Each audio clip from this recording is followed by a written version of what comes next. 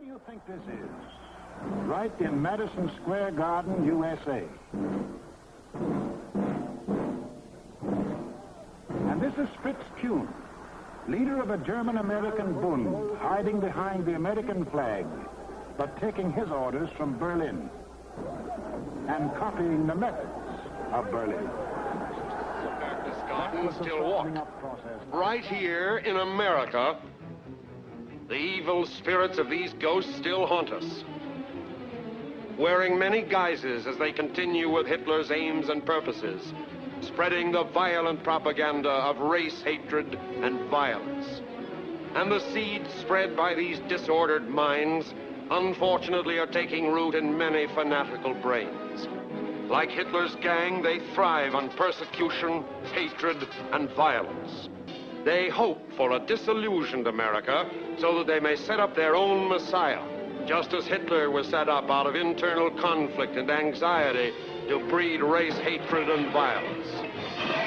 These are verily the ghosts of Berchtesgaden here in America, working secretly and openly all the way from the floors of Congress through every walk of our nation's life, even desecrating the holy cloth, posing as men of God while they seek to destroy the hopes of humanity. In this crucial time, we, the people of America, hold our future and our children's future in our own hands. And no small men must be permitted to destroy our sound American thinking, our democratic heritage of national unity. They tried it here in America, took American children and tried to instill the same evil spirit of fascism here, with brazen contempt as they flaunted their so-called superior system in our very faces, as they practiced for the day when they would rule America. Tried to break down the democratic ideals of the youth of our nation, where children of all races can meet on common ground, inspired by a heritage of clean living and the principles of fair play and honor. The youth of our nation must not be suppressed. A child in this country must have the right to be a child while undertaking the other job of growing up to be an adult. The youth of our nation must not be regimented and pressed into the mold of pack-carrying, goose-stepping soldiers. And to defeat them, it took those who loved freedom. On the field of battle against fascism in Italy, Germany, and Japan, it was men of all faiths who fought and died together that we might live. They fought side by side without questioning the color of their skins or the religions of their fathers.